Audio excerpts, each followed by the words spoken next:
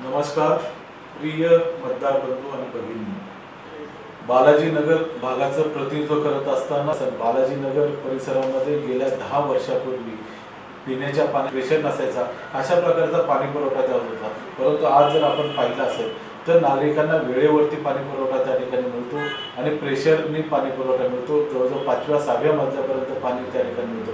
हे अत्यंत एक चांगल्या प्रकारची योजना या भागामध्ये करण्याचं काम आपल्या सर्वांच्या सहकार्याने या ठिकाणी केलेले.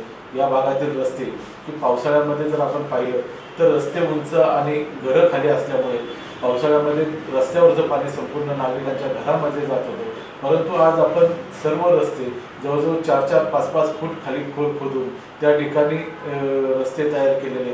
UTWD पद्धतीचं नवीन तंत्रज्ञान वापरून या ठिकाणचे रस्ते डेव्हलप केले आणि त्याच्यामधनं आज नागरिकांची घरं वर आलेली, रस्ते खाली गेलेले आणि आज नक्कीच या परिसरातील नागरिकांना एक दिलासा देण्याचं काम सुद्धा झालेलं आहे. पूर्वीच्या काळामध्ये अनेक विद्युत तारा ओव्हरहेड असायच्या, परंतु संपूर्ण विद्युत तारांचं त्या ठिकाणी केबलमध्ये रूपांतर करून अंडरग्राऊंड केबल दिल्यात आणि सर्वांना त्याच्या माध्यमातून सर्व्हिसेस उपलब्ध केल्या आहेत.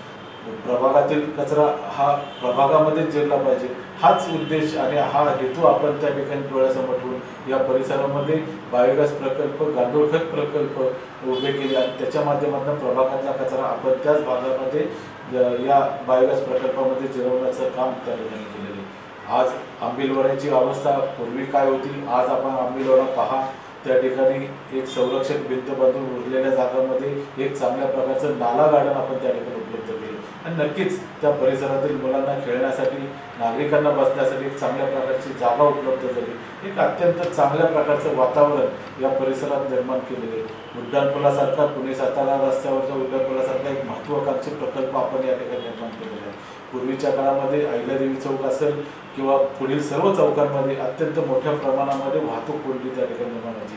परंतु उड्डाणपूल झाल्यानंतर या परिसरातील नागरिकांना एक सुरक्षिततेचं वातावरण निर्माण झालेलं आहे आणि उड्डाणपुलावरनं कात्रज भाग असेल, आंबेगाव असेल, सुखसागरनगर असेल, या परिसरातील नागरिकांना या उड्डाणपुलाचा नक्कीच फायदा झालेला आहे. हे अशा प्रकारचं एक चांगल्या प्रकारचं काम आपल्या सर्वांच्या सहकार्याने या ठिकाणी करू शकलो. या बालाजीनगर परिसरामध्ये अनेक भागामध्ये, मग अनेक चौकांमध्ये आपण CCTV कॅमेरे त्या ठिकाणी लावलेले. शेवटी या परिसरातील नागरिकांची, महिला भगिनींची सुरक्षितता महत्त्वाची आहे आणि या सुरक्षिततेसाठीच आपण या ठिकाणी एक अशा प्रकारची योजना आखली आणि त्याचं नक्कीच फायदा या परिसरातील नागरिकांना झालेला आहे असं मला या ठिकाणी वाटतं.